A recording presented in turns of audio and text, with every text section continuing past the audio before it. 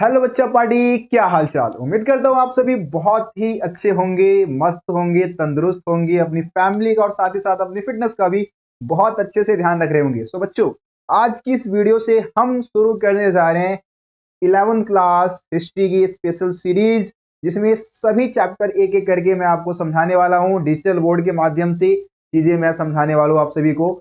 तो सबसे पहले तो भाई बहुत बहुत मुबारक आप सभी को कि आप सभी 10th क्लास में एक बेहतरीन स्कोर के साथ पास हुए और 11th क्लास में आपने आर्ट्स स्ट्रीम को सिलेक्ट किया और उसमें भी हिस्ट्री को एक मेन सब्जेक्ट के तौर पे रखा है। तो भाई हिस्ट्री को एकदम हलवा बनाने की जिम्मेदारी मेरी है। आपके साथ मिलके हिस्ट्री जैसे सब्जेक्ट को हम एकदम ताबड़तोड़ तरीके से इसकी तैयारी करने वाले हैं। मजा आने वाला है भाई। हिस्ट्री को अभी तक आप बोरिंग सब्जेक्ट समझते आ रहे थे, है ना, लेकिन अब आप सभी को इतिहास से होने वाला है प्यार, है ना, क्योंकि आप सभी जुड़ने वाले हो रोशन भैया के साथ मेरे यार। तो आओ जरा स्टार्ट करते हैं। देखो, अगर आप सभी ना इस चैनल पे पहली बार आए हो तो मैं आप सभी को बता देना चाहूंगा कि भैया रोशन सा स्टडी पॉइंट पे एकदम धांसू वीडियो, ये इस तरीके से एनिमेशन वीडियो, एनिमेटेड वीडियो, ठीक है। थोड़ा आवाज कम कर दूं मैं पहले। देखो, इस तरीके का जो एनिमेटेड वीडियो है ना भाई, एनिमेटेड वीडियो के माध्यम से मैंने पूरे सिलेबस को करवाया हुआ है।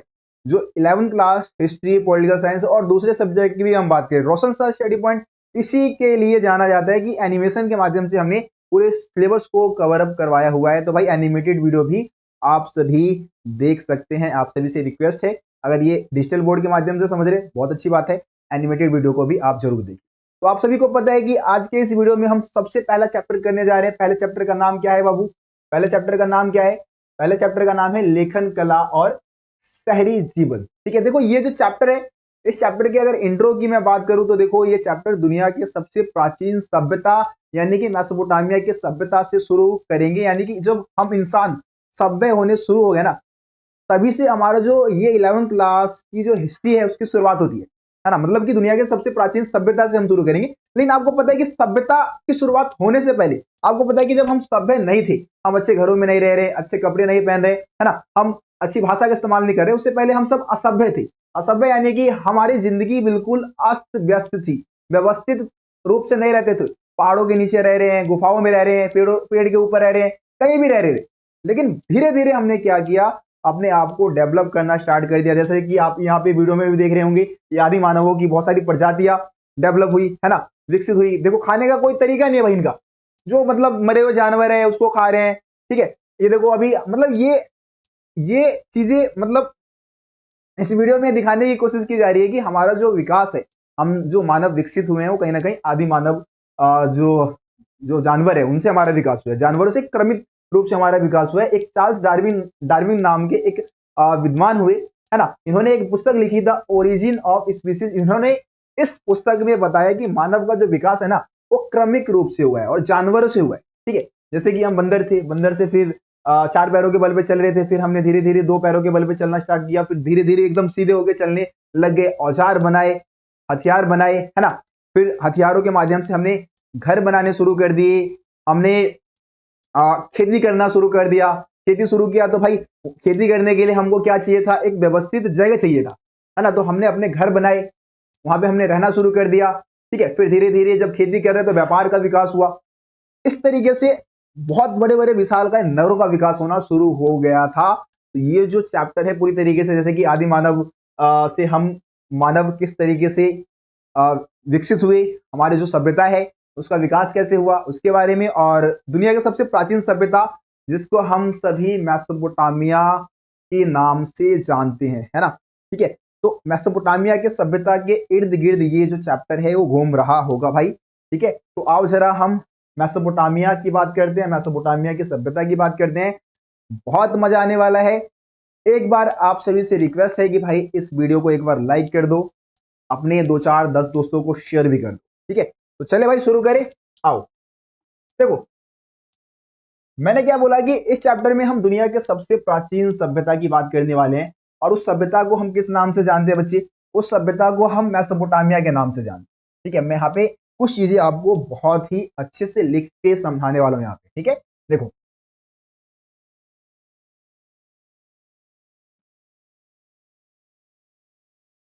ठीक है, देखो मेसोपोटामिया की सभ्यता की हम बात करने वाले हैं इस चैप्टर में, पहले चैप्टर में 11th क्लास हिस्ट्री की शुरुआत मेसोपोटामिया से होगी। देखो मेसोपोटामिया को इस समय हम सभी इराक के नाम से जानते हैं। इस समय हम किस नाम से जानते हैं बच्चे?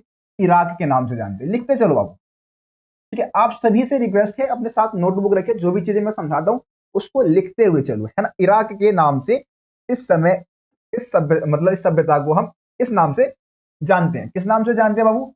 इराक के नाम से, ठीक है। अब बात करते हैं भैया इस शब्द का अर्थ क्या है। अर्थ क्या है ना। देखो मेसोपोटामिया जो शब्द है ना, इस अगर हम शब्द की बात करें, ये जो शब्द है वो कौन सी भाषा का शब्द है बाबू? यूनानी भाषा। यूनानी भाषा का शब्द है भाई, ठीक है। कौन सी भाषा का शब्द है? यूनानी भाषा। तो यूनानी भाषा का जो दो शब्द है, जैसे अगर आप मेसोपोटामिया की बात करो, इसको दो भागों में तोड़ दो, है ना। अगर आपसे मेसोपोटामिया का अर्थ पूछा जाएगा तो आप बताओगे कि मेसोपोटामिया जो है वो यूनानी भाषा का शब्द है, और यूनानी भाषा के दो शब्दों से, मतलब मेसोपोटामिया जो है वो यूनानी भाषा के दो शब्दों से मिलकर बना है। ऐसे बोलोगे कि मेसोपोटामिया जो शब्द है वो यूनानी भाषा के दो शब्दों से मिलकर बना है। एक है मैसूस, मैसूस, ठीक है, और दूसरा है पोटामूस। हम्म हम्म ठीक है। देखो बच्चे, यहां पे अगर मैं मैसोस के अर्थ की बात करूं, तो मैसोस है हमारा, है ना। मैसोस का अर्थ होता है मध्य, मध्य यानी कि बीच का एरिया। और पोटामोस की बात करूं, पोटामोस का अर्थ क्या होता है बच्चे? तो पोटामोस का अर्थ होता है नदी। क्या अर्थ होता है बच्चे? नदी, ठीक है।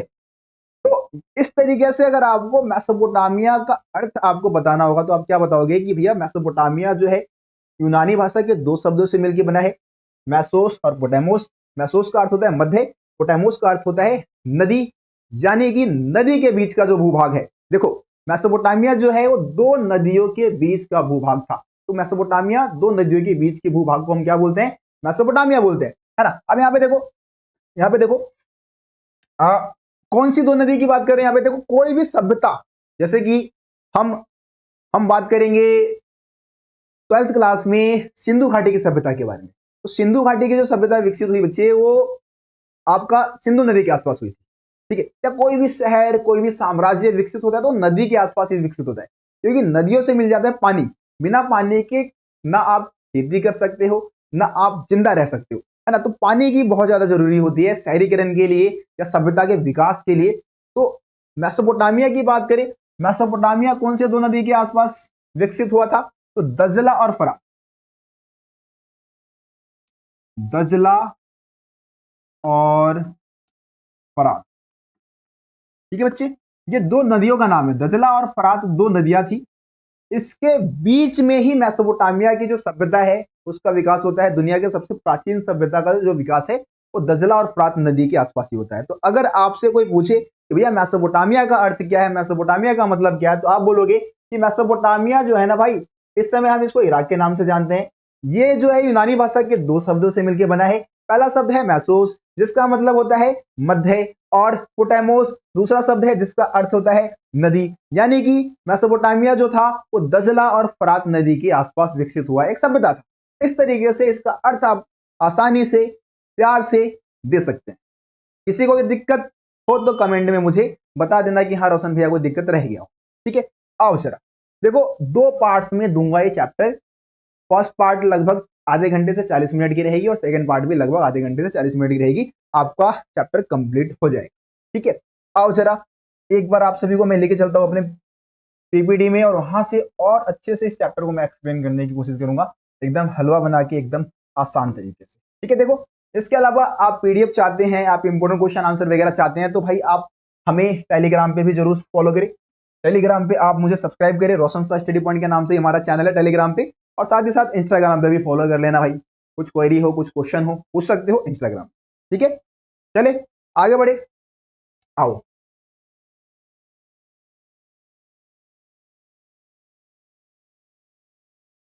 देखो मेसोपोटामिया का अर्थ हमने कर लिया, ये मैंने आपको बता दिया है ना। ये यहाँ पे अर्थ भी लिखा हुआ है, देखो भाषा का प्रयोग, देखो मेसोपोटामिया के लोगों की अगर हम भाषा की बात करते हैं भैया यहाँ के लोग किन किन भाषाओं का इस्तेमाल करते थे, कौन सी भाषा बोलते थे, तो यहाँ के लोगों की जो सबसे पहली भाषा थी ना बाबू, सबसे पहली भाषा वो सुमेरी भाषा थी, सुमेरी, या इसको हम सुमेरियन भी बोलते हैं। सबसे पहली और सबसे प्राचीन भाषा यहाँ की कौन सी थी, सुमेरी या फिर सुमेरियन। ठीक है, उसके बाद क्या होता है 2400 ईसा पूर्व में भाषा में परिवर्तन हो जाता है और सुमेरी की जगह कौन सी भाषा आ जाती है बच्चे, अक्कदी भाषा आ जाती है, अक्कदी। 2400 ईसा पूर्व में भाषा में परिवर्तन होता है और अक्कदी भाषा ने ले लिया सुमेरियन भाषा की जगह। फिर 1400 ईसा पूर्व में हम देखते हैं कि एक और भाषा बदलता है और आरामाइक भाषा को अपनाया जाता है, यानी अक्कदी से हो जाता है आरामाइक भाषा। तो ये तीन भाषाओं का इस्तेमाल मेसोपोटामिया के लोग करते थे, ये आपको याद रखना है, सुमेरियन, ठीक है, अक्कदी और आरामाइक, है ना। समय काल 2400 ईसा पूर्व में अक्कदी को अपनाया, फिर आरामाइक को कब अपनाया, 1400 ईसा पूर्व में। ये एमसीक्यू में बहुत ही डीप पूछा जाता है, पेपर में आता है, ठीक है। तो ये हो गया हमारा। चलो ये भाषा की बात कर ली, मेसोपोटामिया का अर्थ समझ गए, भाषा समझ गए, आगे आओ, आगे आओ जरा। हाँ, मेसोपोटामिया के प्रमुख नगर, मेसोपोटामिया के प्रमुख नगरों की बात कर लेते हैं। आइए देखिए,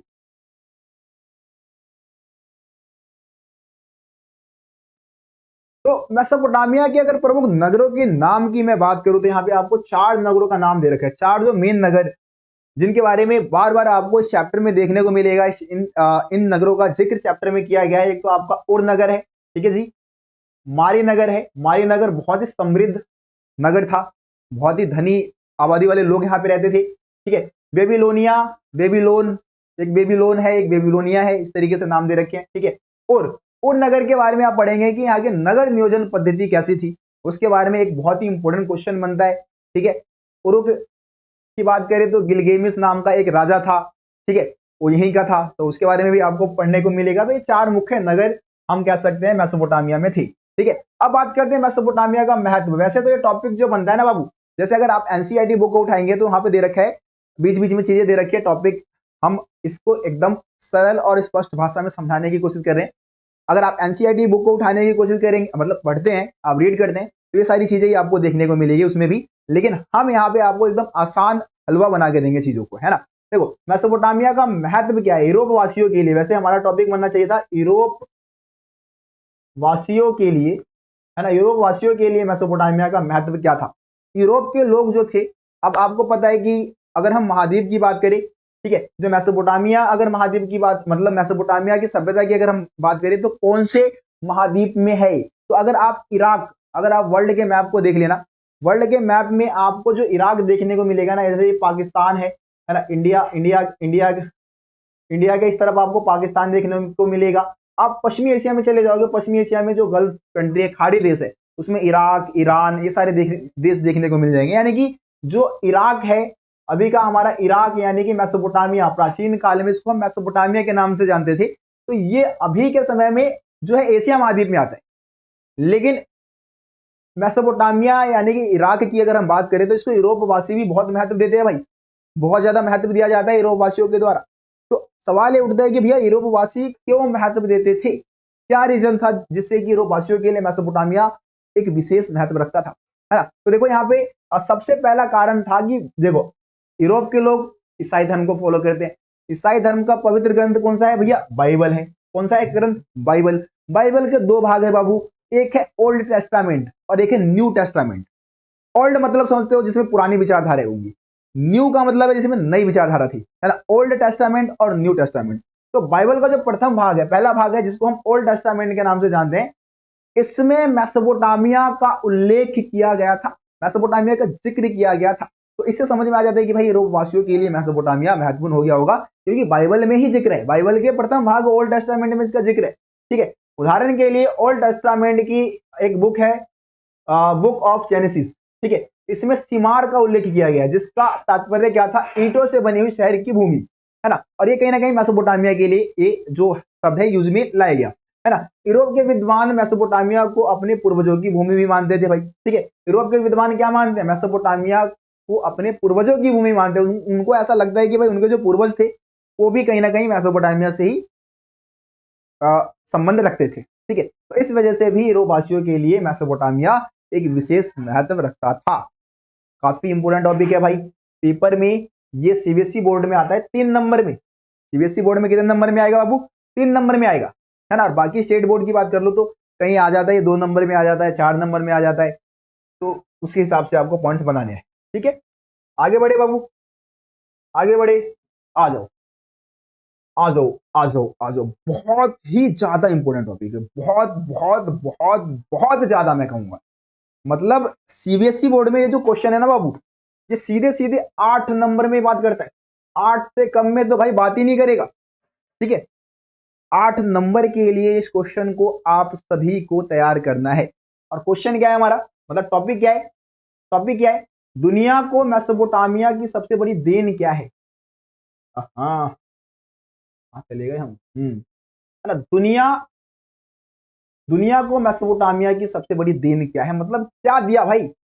आखिर हम वर्ल्ड हिस्ट्री की जब बात कर रहे हैं, 11th क्लास में हम हिस्ट्री पढ़ने बैठे, तो सबसे पहले हमने मेसोपोटामिया के बारे में पढ़ना शुरू किया। क्यों? कुछ तो किया होगा भाई इन्होंने, कुछ तो खासियत होगी इनकी, कुछ तो उखाड़ा होगा इन्होंने, है ना। मतलब कि इन्होंने दुनिया को क्या दिया है, इनकी प्रमुख देन क्या है, उसी के बारे में इस टॉपिक में आपको समझना है। देखो, तो दुनिया को क्या दिया? सबसे पहले भाई देखो, विश्व को सबसे बड़ी देन जो है वो कालगणना। कालगणना मतलब कि समय की गणना कैसे करनी है। ठीक है, और गणित की परंपरा भाई, गणित के बहुत सारे सिद्धांत दिए मेसोपोटामिया के लोगों ने। कालगणना यानी कि समय की गणना कैसे की जाएगी, टाइम, समय, टाइम पीरियड जो हमने बांट रखा है, ठीक है, उसकी गणना। और गणित के बहुत सारे जो सिद्धांत है, जमा, गुना, घटा, भाग, वर्गमूल के सिद्धांत, सब यहीं के लोगों ने दिए भाई हमें। देखो क्या लिखा है, 1800 ईसा पूर्व के आसपास की कुछ पट्टिकाएं मिली है। पट्टिका यानी कि मिट्टी की स्लेट टाइप की होती है ना। जैसे कि मान लो ये शीशा है, ये भी एक पट्टिका टाइप की हो गई, है ना। तो ये भी मिट्टी की पट्टिका बनाते थे मेसोपोटामिया के लोग पुराने समय में। अभी गांव में जब मैं पढ़ता था तो स्लेट टाइप मिट्टी का बना होता था, उस पर लिखते थे चौक से, तो उसी टाइप की पट्टिका मेसोपोटामिया के लोग भी बनाते थे। तो वहां से जो पट्टिका मिली है 1800 ईसा पूर्व के आसपास, जिसमें गुना, भाग, चक्रवृद्धि चक्रवृद्धि ब्याज, वर्गमूल, है ना, ये सूचियां बनी हुई मिली है। तो इससे समझ में आता है कि ये सारे जो सिद्धांत विकसित किए गए वो कहाँ के लोगों द्वारा विकसित किए भाई? मेसोपोटामिया के लोगों द्वारा विकसित किए गए, है ना। इसके अलावा मेसोपोटामिया वासियों से ही हमें ज्ञात हुआ कि पृथ्वी के चारों चारों और चंद्रमा की परिक्रमा के अनुसार एक पूरे वर्ष को 12 महीने में, मतलब कि हमने जो टाइम पीरियड बांट रखा है, जैसे एक साल को हमने 12 महीनों में बांट रखा है, एक महीने को हमने 4 हफ्ते में बांट रखा है ना, एक दिन को हमने 24 घंटों में बांटा हुआ है, ठीक है, और एक घंटे को हमने 60 मिनट में बांटा हुआ है। भाई ये किसी ने तो दिया होगा, किसी ने तो बनाया होगा ना इन चीजों को। ये मेसोपोटामिया के लोगों ने ही भाई बनाए हैं, ये सारी चीजें मेसोपोटामिया के लोगों की देन है। ठीक है, आ रही बात समझ में सबको? आगे देखो, सूर्य और चंद्र ग्रहण घटित होने पर वर्ष, माह और दिन के अनुसार उनका हिसाब रखने की गणना करना भी यही के लोगों ने शुरू किया था। इसके अलावा शहरीकरण, थोड़ा मिसप्रिंट हो गया बाबू, माफी चाहूंगा। शहरीकरण का जो विकास हुआ सबसे पहले वो मेसोपोटामिया से हुआ। सबसे पहले जो शहर विकसित हुए मेसोपोटामिया में विकसित हुए, है ना। रात को आकाश में तारों और तारामंडल की स्थिति पर नजर रखते हुए गणना की जाती थी। मतलब कि सौर मंडल का बहुत अच्छा खासा नॉलेज था, है ना। इस पृथ्वी के बाहर चीजें जो घटित हो रही है उसका भी अनुमान अच्छे से लगा लेते थे। लेखन कला की शुरुआत भी सबसे पहले यहीं से हुआ। मतलब लिखने की कला जो है सबसे पहले लिखित तौर पे चीजें जो शुरू की मेसोपोटामिया के लोगों ने की मेरे बाबू। साथ ही साथ व्यापार की शुरुआत सबसे पहले यहीं के लोगों ने की। तो इस तरीके से 8 पॉइंट आप डाल सकते हो भाई। हेडिंग बनाओ, उस हेडिंग को एक्सप्लेन कर दो अच्छे से। अगर 8 नंबर में सीबीएसई बोर्ड में क्वेश्चन आता है तो 8 में से 8 लेने हैं, एक नंबर भी अपने को नहीं कटने देना मेरे को। ठीक है, एक नंबर भी अपने को नहीं कटने देना। यहाँ पे लगभग 8 पॉइंट दे रखे, और कुछ पॉइंट अपने तरफ से भी चाहो तो ऐड कर सकते हो। बाकी मैंने अपनी तरफ से आंसर आपको दे दिया है, प्रॉपर आंसर है। इतना आंसर लिखते हो तो नंबर आपको मिल जाएगा। ठीक है, लेकिन कोशिश करना कि हेडिंग बना दो। जैसे कि पहला हेडिंग बना दो काल गणना और गणित की परंपरा, और फिर उसको एक्सप्लेन कर दो, है ना। दूसरा हेडिंग बना दो, ठीक है, गणित के सिद्धांत के बारे में हेडिंग बना दो और ये पॉइंट लिख दो। तीसरा लिख दो समय का विभाजन, ऐसे हेडिंग बना दो, ये पॉइंट लिख दो, है ना। तो हेडिंग बना के अगर आप चीजें करोगे ना तो भाई आपको ज्यादा नंबर मिलने के चांस होते हैं। ठीक है, चलो आगे बढ़े। उम्मीद करता हूँ सबको समझ में आया होगा। अगले टॉपिक की तरफ चलते हैं भाई। अगला टॉपिक क्या रहेगा हमारा? मेसोपोटामिया की भौगोलिक अवस्था। भाई बहुत इंपॉर्टेंट टॉपिक है, बहुत बहुत बहुत। ठीक है, ये भी 8 नंबर में लॉन्ग क्वेश्चन में ही बात करता है भाई, ये भी लॉन्ग क्वेश्चन में ही बात करता है। देखो तो मेसोपोटामिया, जैसे आप ये मेसोपोटामिया का मैप देख रहे हैं, सबसे पहले हम बात कर लेते हैं भौगोलिक दशा की बात की जा रही है ना, भौगोलिक अवस्था की बात कर रहे हैं। तो यहाँ पे आप क्या बात करोगे, क्या समझोगे, यहाँ पे आप समझोगे भूगोल, है ना, ठीक है, यहाँ पे आप समझोगे मेसोपोटामिया का भूगोल। अब भूगोल क्या होता है बाबू, भूगोल मतलब होता है किसी जगह के वातावरण का अध्ययन करना, है ना, वहां की भूमि, मृदा, पहाड़ी एरिया, मैदानी एरिया, इन सब चीजों का मतलब कुल मिला के इसमें आ जाता है वातावरण, उसका विश्लेषण करना ही भूगोल है। भूगोल का मतलब क्या है, भूमि का अध्ययन करना, भूमि का विश्लेषण करना, है ना। तो मेसोपोटामिया के मैप की अगर हम बात करें, आप मैप देख रहे हैं, यहाँ पे आपको कुछ नगर, मारी नगर यहाँ पे आपको देखने को मिल जाएगा, है ना, ये आपका दजला नदी, फरात नदी, ठीक है जी, आपका बगदाद, बेबीलोन, ठीक है, ये सारे एरिया आपको देखने को मिल जाएंगे। और नगर इधर है, उरुक नगर है। तो इन एरियाओं की विशेषता क्या थी, तो जैसे अगर हम किसी भी जगह की बात करते हैं, वहां के हम भूगोल की बात करते हैं, तो आप ना इसको 4 दिशाओं में, जैसे आप इंडिया की बात कर लो, मैं यहाँ पे अगर इंडिया का मैप बना दूं, छोटा सा मैप आपको समझाने के लिए बना रहा हूँ, ठीक है।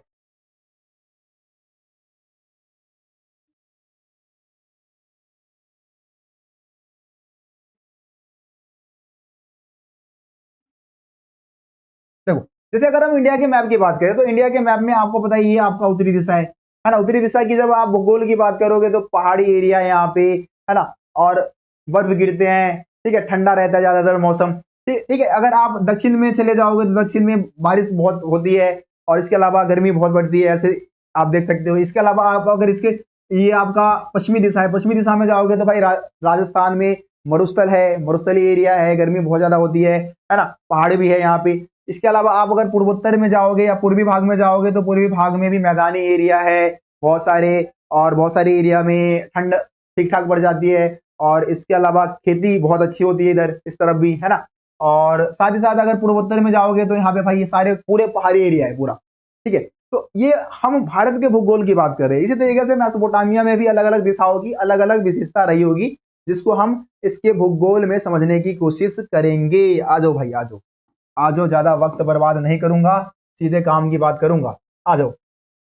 देखो तो ये है आपका मेसोपोटामिया का भूगोल, अलग अलग दिशाओं की अलग अलग खासियत, यहाँ पे सब कुछ लिखा हुआ है, और एक एक करके हम सारे पॉइंट्स को रीड करेंगे, समझने की कोशिश करेंगे। देखो क्या लिखा है कि मेसोपोटामिया आजकल इराक गणराज्य का हिस्सा है। हम सबको पता है कि भाई इराक गणराज्य का हिस्सा है मेसोपोटामिया, ठीक है। मेसोपोटामिया के पूर्वी हिस्से में हरे भरे ऊंचे नीचे मैदान तथा पहाड़ पर्वतीय श्रृंखला के रूप में फैले हुए। देखो पूर्वी हिस्सा नहीं होगा, मैं यहाँ पे करेक्शन करना चाहूंगा, पूर्वोत्तर भाग है, एनसीईआरटी में पूर्वोत्तर भाग लिखा हुआ है, पूर्वोत्तर भाग, ठीक है, पूर्वोत्तर कर लेना बाबू, पूर्वोत्तर भाग, है ना। तो पूर्वोत्तर भाग की बात करें, सबसे पहले पूर्वोत्तर यानी कि पूर्वी और उत्तरी भाग। जैसे ही पूर्वोत्तर हमारा जो राज्य है, 7 बहनें, आप 7 बहनें, जैसे इस तरफ का हमारे भारत में जो इस तरफ का एरिया है, ये वाला एरिया है आपका, है ना, यहाँ पे 7 राज्य है, 7 राज्य पूर्वोत्तर में आ जाते हैं। तो पूर्वोत्तर यानी कि जो पूरब में है और उत्तर में भी है, ठीक है, तो पूर्वोत्तर भाग। मेसोपोटामिया के पूर्वोत्तर भाग की क्या खासियत थी कि यहाँ पे हरे भरे ऊंचे नीचे घास के मैदान थे, पूरा पहाड़ों से घिरा हुआ एरिया था, बहुत ही सुंदर एरिया था, है ना। साथ ही साथ इस भाग में स्वच्छ झरने बहते थे, जंगली फूल थे, और अच्छी फसल के लिए पर्याप्त वर्षा भी हो जाती थी, मतलब खेती के लिए पर्याप्त वर्षा हो जाती थी यहाँ पे। 7000 ईसा पूर्व से लेकर 6000 ईसा पूर्व के आसपास यहाँ पे खेती की शुरुआत हो गई थी। यानी कि मेसोपोटामिया का यही भाग है जहां पे सबसे पहले खेती की शुरुआत हुई थी मेरे बाबू, ठीक है। देखो अगला क्या है कि मेसोपोटामिया के उत्तरी भाग में स्टेपी घास का मैदान है, उत्तरी भाग की बात कर रहा हूं, ठीक है। तो यहाँ पे क्या है, स्टेपी घास का मैदान है, यानी कि समतल घास का मैदान है, एकदम प्लेन घास का मैदान है। और इसलिए यहाँ पे खेती से ज्यादा लोग क्या करते हैं, पशुपालन करना पसंद करते हैं, क्योंकि खेती में मेहनत ज्यादा है ना, बहुत ज्यादा मेहनत करना पड़ता है, फसलों का ध्यान रखना पड़ता है। लेकिन यहाँ पे घास के मैदान पहले से मौजूद है, तो भाई यहाँ के लोग क्या करते हैं, यहाँ के लोग अपने पशुओं को चराने के लिए आसानी से उनको घास मिल जाते हैं, तो इसलिए खेती ना करके ये क्या करते हैं, पशुपालन करते हैं। पशुपालन जो है यहाँ के लोगों के लिए आजीविका का सबसे बेहतरीन साधन माना जाता है, ठीक है। और उत्तरी भाग में ही सर्दियों में वर्षा के वक्त यहाँ भेड़ बकरी यहाँ उगने वाले छोटी छोटी झाड़ियों और घास से अपना भरण पोषण कर लेते हैं, मतलब घास फूस मिल जाता है भाई भेड़ बकरियों को, तो अपना जीवन यापन उनका हो जाता है और वहां के लोगों का भी जीवन यापन हो जाता है। ठीक है, मेसोपोटामिया के दक्षिणी भाग की बात करें, एक भाग यहाँ पे स्किप हो गया भाई, एक हो गया आपका पूर्वी भाग, है ना। पूर्वी भाग की बात मैं यहाँ पे आपको बता देता हूँ। देखो पूर्वी भाग की खासियत क्या थी, ये तो हमने सबसे पहले पूर्वोत्तर भाग की बात की, ये पूर्वोत्तर भाग के बारे में।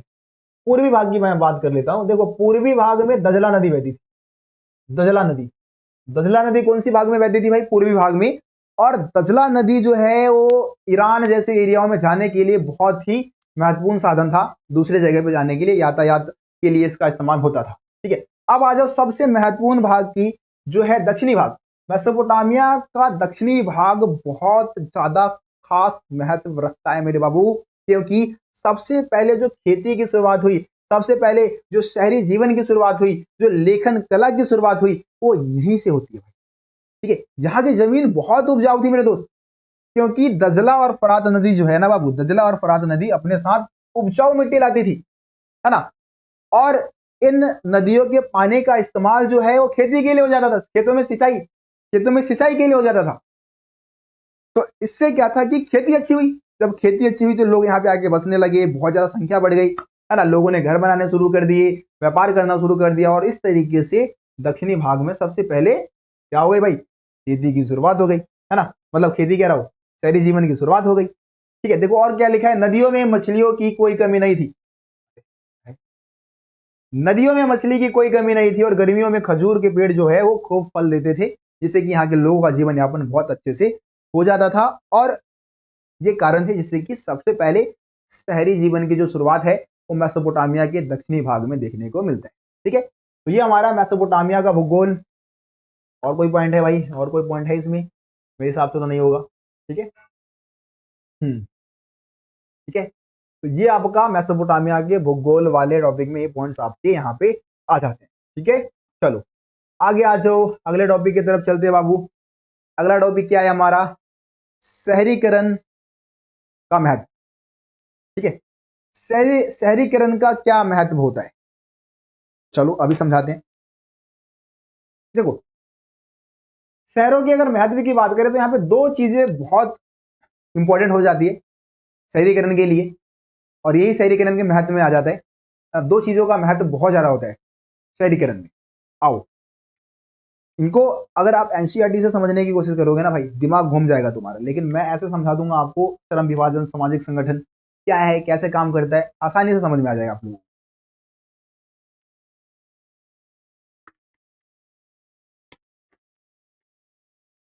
देखो सबसे पहले हम बात करते हैं शहरीकरण के महत्व की बात करते हैं, तो हाँ शहरीकरण के लिए सबसे ज्यादा जरूरी होता है बाबू श्रम विभाजन। श्रम विभाजन, श्रम विभाजन का मतलब क्या है? कार्यों का बंटवारा। देखो शहरों में ना अलग अलग काम को करने के लिए अलग अलग लोगों की जरूरत होती है।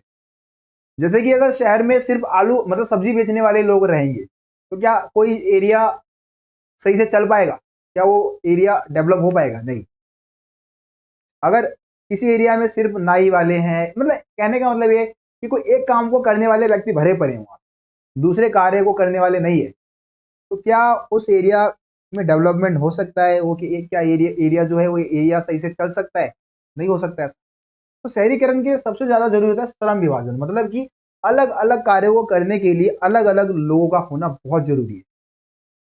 ऐसा नहीं होगा तो फिर चीजें सही से नहीं चल पाएगी। यहाँ पे एक एग्जाम्पल भी दिया हुआ है, आप इसको पढ़े, मैंने बहुत अच्छे से आपको समझा दिया। श्रम विभाजन का मतलब है कार्यों का बंटवारा, यानी कि शहरीकरण के लिए जरूरी होता है कि अलग अलग कार्यों को करने के लिए अलग अलग लोग होने चाहिए। ठीक है, सामाजिक संगठन का मतलब क्या है? सामाजिक संगठन का मतलब ये है कि शहरों में ना बहुत सारे काम होते हैं। जैसे कि मान लो मुंबई का एग्जाम्पल दे देते हैं, मुंबई का एग्जाम्पल ले लेते हैं। वहां पे क्या है, बहुत सारे समुद्री जहाज आते हैं, रुकते हैं, ठहरते हैं, है ना, सामान उतरता है, विदेशों से माल आता है। ठीक है, वहां पे बंदरगाह है, बहुत बड़ा बंदरगाह है। अब उसको व्यवस्थित तरीके से चलाने के लिए एक संगठन बनाना होगा, है ना, क्योंकि सामान आएंगे, उसकी देखरेख करनी होगी, उसको नगरों तक पहुंचाना होगा, तो एक व्यवस्थित रूप से चीजों को चलाना होगा, उसके लिए संगठन का होना जरूरी है। सरकारी संगठन होते हैं, उसके लिए सरकार अनेक प्रकार के संगठन बनाती है, जिससे कि सुचारू रूप से चीजें चल सके, काम को रोका ना जाए, है ना, चीजें आसानी से होती रहे। तो इसके लिए सामाजिक संगठन का होना जरूरी है। देखो क्या लिखा है, शहरी अर्थव्यवस्था में एक सामाजिक संगठन की आवश्यकता होती है ताकि विभिन्न कार्य जैसे संगठित व्यापार, वस्तुओं का भंडारण, संग्रहण, वितरण ये सही तरीके से हो सके। तो इसके लिए सामाजिक संगठन चाहिए होगा। ठीक है, तो ये आपका श्रम विभाजन और सामाजिक संगठन वाले टॉपिक में ये दो चीजें आपको समझानी है, मतलब शहरीकरण के मैथ में ये दो चीजें आपको बतानी है। बस आपके एनसीईआरटी बुक में भी यही चीजें बता रखी है। आगे आओ।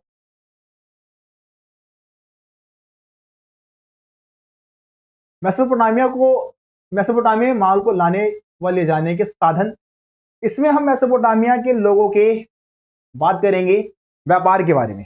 व्यापार कहाँ कहाँ से व्यापार करते थे, किस किस चीजों का व्यापार करते थे, उसके बारे में बात करने वाले। ठीक है, देखो मेसोपोटामिया की मैं बात करूँ ना भैया, मेसोपोटामिया में खेती बहुत अच्छी होती थी, खाने पीने की चीजों की कोई कमी नहीं थी भाई, क्योंकि दक्षिणी भाग में जमीन बहुत ज्यादा उपजाऊ थी, है ना। और दूसरे एरिया में भी जैसे उत्तरी भाग की बात करें तो वहां पे पशुपालन हो रहा है, तो उससे भी उनका जीवन यापन बहुत अच्छे से हो जाता, मतलब खाने पीने की चीजों की कोई कमी कभी हुई नहीं मेसोपोटामिया में, है ना। लेकिन यहाँ पे हम देखते हैं कि भाई देखो क्या लिखा है, मेसोपोटामिया में ना खाद्य संसाधनों की कोई कमी नहीं थी, क्योंकि इस मामले में बहुत समृद्ध था, बहुत बेहतर थे यहाँ के लोग। ठीक है, लेकिन यहाँ पे ना खनिज संसाधनों की कमी थी, जैसे कि आपके औजार बनाने के लिए, मोहर बनाने के लिए पत्थरों की कमी थी। ठीक है, और आभूषण बनाने के लिए बहुत सारे धातु यहाँ पे उपलब्ध नहीं थे, यानी कि खनिज संसाधनों की यहाँ पे व्यापक कमी देखने को मिलती है। अब मेसोपोटामिया के लोग क्या करते थे, तुर्की और ईरान जैसे देशों से खनिज पदार्थ मंगाते थे। खाड़ी पार के जो देश थे वहां से खनिज संसाधन जो है, औजार बनाने के लिए जो धातुएं चाहिए थी या पत्थर चाहिए थे या अच्छी किस्म की लकड़ियां उनको मंगानी होती थी, तो वो बाहर से मंगाते थे, जैसे कि तुर्की ईरान से मंगा रहे हैं, है ना। और बदले में उनको क्या देते हैं, देते थे फसल, देते थे फसलों के बदले चीजों को मंगाते थे, क्योंकि भाई इराक की बात कर लो, मिस्र की बात कर लो, खाड़ी पार के देशों की बात कर लो, तो वहां पे ना खेती अच्छी नहीं हो रही है, वहां पे खनिज संसाधन है। लेकिन मेसोपोटामिया में क्या है कि खेती अच्छी हो रही है, खनिज संसाधनों की कमी है, तो आपस में एक दूसरे को क्या करे, एक दूसरे की जरूरतों को पूरा कर रहे हैं, है ना।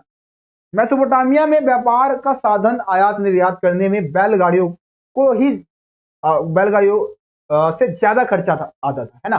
ठीक है, क्योंकि बैलगाड़ी का इस्तेमाल करोगे तो भाई आप अगर यातायात के साधन की बात करें तो प्राचीन काल में बैलगाड़ियों का इस्तेमाल होता होगा भाई, जाहिर सी बात है। लेकिन बैलगाड़ी एक बहुत ही खर्चीला साधन होता है बाबू। क्यों होता है खर्चीला, क्योंकि बैलगाड़ी के लिए पहले तो आपको एक बैलगाड़ी चाहिए, बैल चाहिए होगा, बैल के उनको मतलब मेंटेन करके रखने के लिए उनको खिलाना पिलाना होगा, खर्चे बहुत होंगे। ठीक है, तो ये बहुत ही खर्चीला साधन था भाई। ठीक है, लेकिन मेसोपोटामिया के जो लोग थे ज्यादातर जल परिवहन का इस्तेमाल करते थे, व्यापार करने के लिए जल परिवहन का इस्तेमाल करने को ज्यादा सही मानते थे, क्योंकि ये सस्ता था, आसान था। क्योंकि नदी में नाव चलाने के लिए कोई आपको खींचने के लिए किसी चीज की जरूरत नहीं होगी, बस उसमें क्या होता है, चप्पू चलाओ, है ना, चप्पू से नाव जो है आगे भागती है ना। अभी मोटर वोटर लग गए हैं, इंजन वगैरह लग गए हैं, तो पेट्रोल वगैरह डालना होता है, लेकिन पहले ऐसा नहीं होता था, चप्पू चलाओ, नाव को आगे बढ़ाओ। तो इस तरीके से जो जल परिवहन था वो सस्ता साधन था, और इसीलिए मेसोपोटामिया के लोग जल परिवहन का इस्तेमाल करते थे। और उन दिनों फरात नदी जो था वो बाबू विश्व मार्ग के रूप में प्रसिद्ध था। ठीक है ना, तो इसका इस्तेमाल व्यापार करने के लिए किया करते थे। अभी फरात नदी जो है उसके बारे में हम आगे भी बात करेंगे मारीनगर वाले टॉपिक में। ठीक है, चलो, ये समझ में आया भाई सबको? उम्मीद करता हूँ सबको समझ में आ गया होगा, सबको समझ में आ गया होगा। ठीक है, एक एक टॉपिक और ले लेते हैं, देखते हैं कौन सा टॉपिक है, उसके बाद आगे के टॉपिक को अगले वीडियो में रखेंगे। मेसोपोटामिया की लेखन कला भाई बहुत ही इंपॉर्टेंट टॉपिक है, बहुत ही मजेदार टॉपिक है। आओ, मेसोपोटामिया के लोग लेखन कला कैसे, मतलब लिखते कैसे थे, लिखने की कला कैसी थी, मैं आपको पहले समझाऊंगा, फिर सारे लिखे हुए पॉइंट भी आपको पढ़ के बताऊंगा, ताकि चीजें आपको बहुत अच्छे से समझ में आए। देखो, मेसोपोटामिया के लोगों को लेखन कला की पहली बात तो, पहले आपके मन में सवाल उठता है कि भैया ये लेखन कला की जरूरत हमें क्यों हुई, लिखने की कला की शुरुआत क्यों करनी पड़ी। तो देखो मेरे बाबू, हम बात कर रहे कि इंसान जो थे वो क्रमित रूप से विकसित हुए, धीरे धीरे उनके अंदर हम आदि मानव थे, फिर धीरे धीरे हम चिंताशील मनुष्य बन गए, होमोसेपियंस बन गए, है ना। हमने नगर विकसित किए, हमने खेती करना स्टार्ट कर दिया, हम एक जगह पर स्थायी रूप से रहना स्टार्ट कर दिया, हमने शुरू किया व्यापार। ठीक है, जब सारी चीजें सही चलने लगी हम करने लगे व्यापार। अब व्यापार करने चीजों का लेन देन हो रहा है, तो लेन देन का क्या रखना होगा, हिसाब तो रखना होगा ना बाबू। लेन देन का क्या रखना होगा, हिसाब। अब ऐसा तो है नहीं कि भाई हर चीज को आप मुंह जबानी याद रखोगे, कब तक रखोगे और कितना रखोगे, दिक्कत तो हो जाएगी ना भाई, चीजें भूल जाओगे आप। तो जब व्यापार हुआ तो चीजों का हिसाब रखने के लिए लोगों ने लिखने की कला विकसित की कि भाई हमारे पास जो भी व्यापार हो रहा है ना उसका हम रिकॉर्ड स्थायी रूप से रखें। अब मान लो अगर लेखन कला का विकास नहीं होता, एक लाला जी दुकान पे बैठे हुए हैं और 4 लोग 5 लोग 10 लोग 12 लोग आते हैं, उससे सामान उधार लेके जाते हैं, तो कितनों का याद रखिएगा भाई, उसका तो सर चकरा जाएगा ना। तो इसीलिए मनुष्य ने सोचा कि भाई कोई ऐसी कला विकसित कर ले, हम कुछ ऐसा साधन विकसित कर ले हम कि चीजों को रख सके लिख के, है ना। तो इस तरीके से जब चीजों का मतलब व्यापार का या हिसाब का लिखित रिकॉर्ड रखने की जरूरत हुई, तभी जाके मनुष्य ने लेखन कला का विकास किया। ठीक है, अब मेसोपोटामिया, सबसे पहले लेखन कला की शुरुआत कहां से हुई, कहां से हुई भाई, सबसे पहले कहां से हुई, मेसोपोटामिया से। ठीक है, सबसे पहले कहां के लोगों ने लिखने की कला विकसित की, मेसोपोटामिया के लोगों ने। कैसे लिखते थे भाई, तो ये बनाते थे मिट्टी की पट्टिका, चिकनी मिट्टी की, चिकनी मिट्टी की बनाते थे पट्टिका, पट्टिका बनाते थे। देखो पट्टिका कैसे बनाते थे, तो पट्टिका चिकनी मिट्टी को लिया, आटे की तरह इसको गूंदा, जैसे आटे को गूंदते हैं, फिर ऐसे ऐसे करके थापा, थाप के एक ऐसा आकार दे देते थे, पट्टिका को एक ऐसा आकार दे देते थे जिसको आसानी से हाथ में पकड़ सकते थे। ये पट्टिका बना दी, इस पट्टिका को ऐसे आकार दिया जिसको आसानी से हाथ में पकड़ा जा सकता था। फिर सरकंडे की नोक से, किससे लिखते थे भाई, सरकंडा, सरकंडे की नोक से लेखन कार्य करते थे भाई। ठीक है, सरकंडा क्या होता है, एक पौधा होता है, उस पौधे की तीली जो होती है उस तीली का इस्तेमाल करते हैं लिखने के लिए। अब होता क्या था कि मान लो ये पट्टिका मैंने बनाया, पट्टिका को हाथ में लिया, कुछ भी रिकॉर्ड रखना है तो मैं क्या करूंगा, पट्टिका जब तक गीली है, चिकनी मिट्टी की पट्टिका जब तक गीली है, उसी गीली आकार में ही, उस गीले आकार में ही मेरे को क्या करना होगा, चीजों को लिखना होगा। अगर एक बार पट्टिका सूख गई ना तो उस पर लेखन कार्य नहीं होता था, क्योंकि चिन्ह बनाने हैं तो गीला होगा तो उसमें चिन्ह आसानी से बना सकते हैं।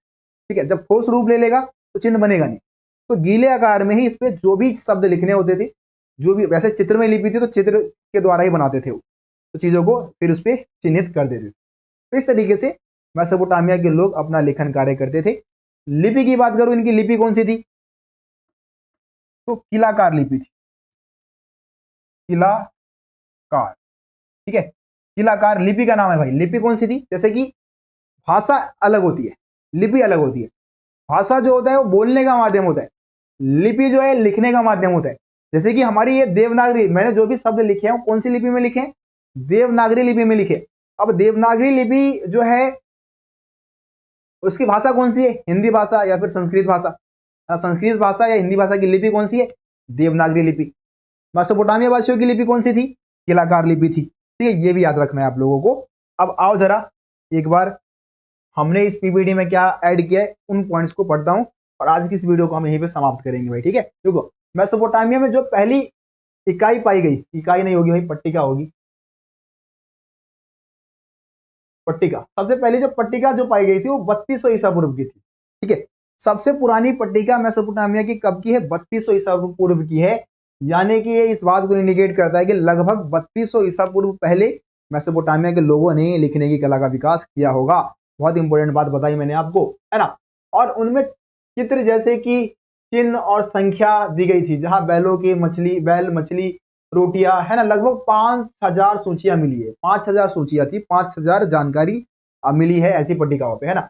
लेखन कार्य की आवश्यकता लेन देन का हिसाब रखने के लिए भाई पड़ी होगी, है ना।